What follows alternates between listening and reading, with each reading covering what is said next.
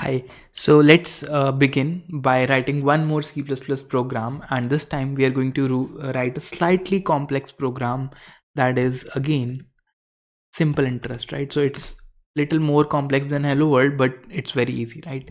So one more thing that I would like to inform you, anything that starts with this double slash, right, like I used in the hello world video also.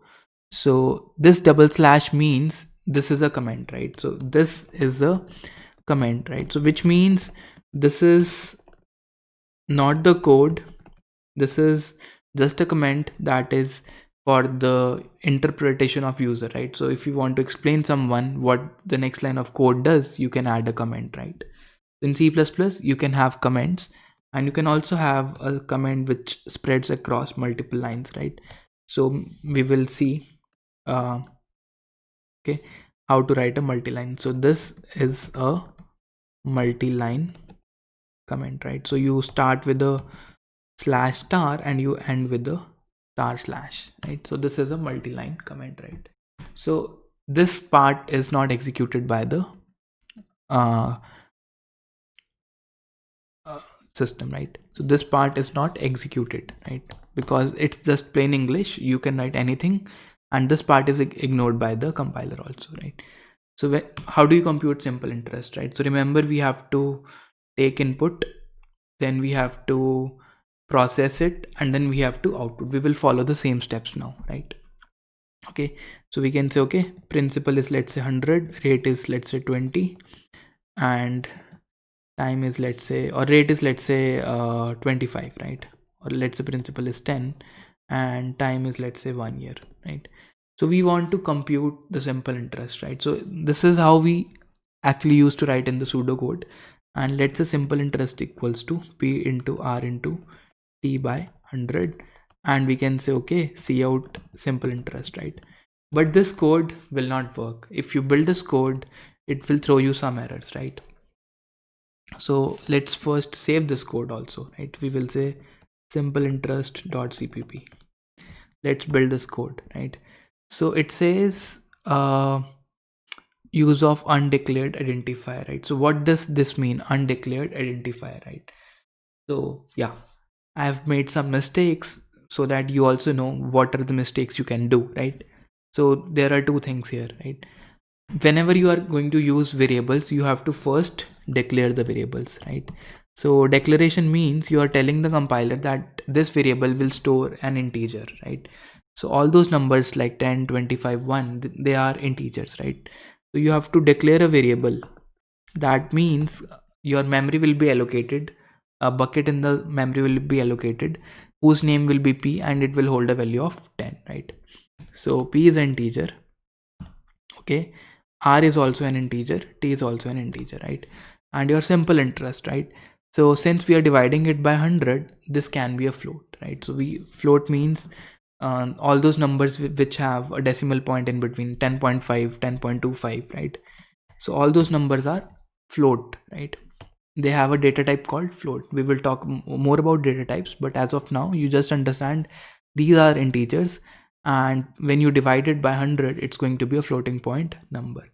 And another thing is, this line number 13 is an assignment statement, which means you are adding a value 10 to this. You're storing a value 10 to a bucket called p. You're storing a value 25. You're storing a value of 1, right? So this basically assigns values to the buckets. Buckets means they are the storage containers in the memory, right? Buckets, storage in the memory, right? Okay, and this simple interest is PRT by 100, and every line in the C++ is terminated by a semicolon, right? So every statement should be terminated by a semicolon, right? That is a valid statement in C++.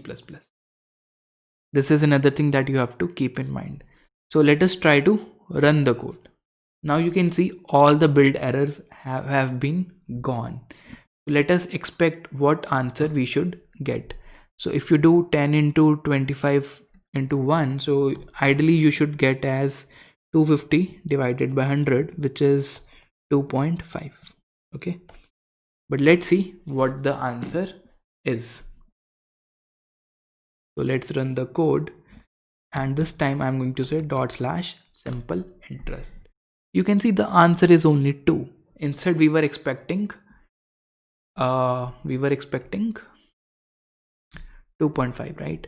So where we went wrong, right? So what went wrong? So here we went wrong, right? So this term p into r into t is an integer. 100 is also an integer, right?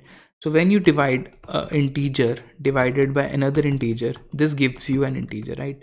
So although you are storing your answer in a floating point number, but when you are going to do the division, it turns out that it is a integer, right? So this is by default what happens in C++, right?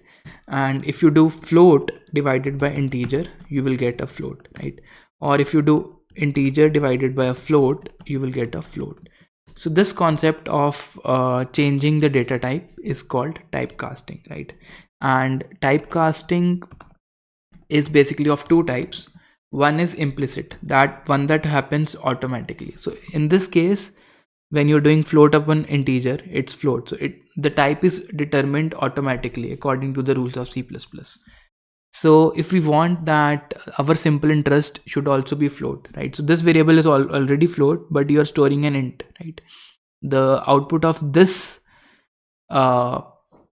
expression is going to be an integer. So what we can do, we can say divide by 100.0. So that will make this integer divided by float, which is stored in a float type of a variable. We will get a float answer. Let's build our program again and try to run it.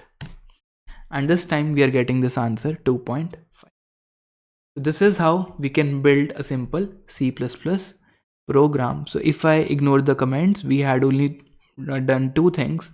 We have created variables PRT, we have defined simple interest formula, and we do the output, right? Let us do one more addition here. Instead of hard coding these values, let us say we will take input these values from the user, right? So let me just put this into a comment, and I will say okay, I will accept those values from input. Okay, so for input we will use cin, which means take the input from the console, right?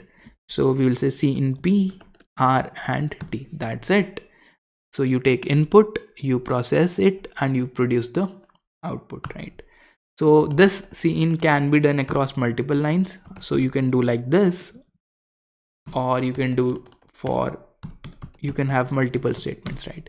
So either you can combine all of these into a single statement, or you can have multiple statements to take input, right?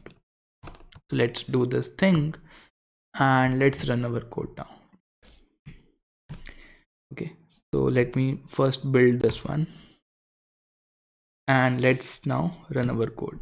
So now you can see we are not getting any output because we have not given any input. So it means your program is running and it is waiting for the input from the console. So let me give 10, 20, 30, and you can see the output is 60. Or let me give 10, 12, and 2. Okay, sorry. First run the program and then give the input. So you can see the output is 3.6. So this is how you can write code in C++. So that's the first two programs that you have done, and in the next video we will start with more C++ coding. Thanks a lot. See you guys in the next part.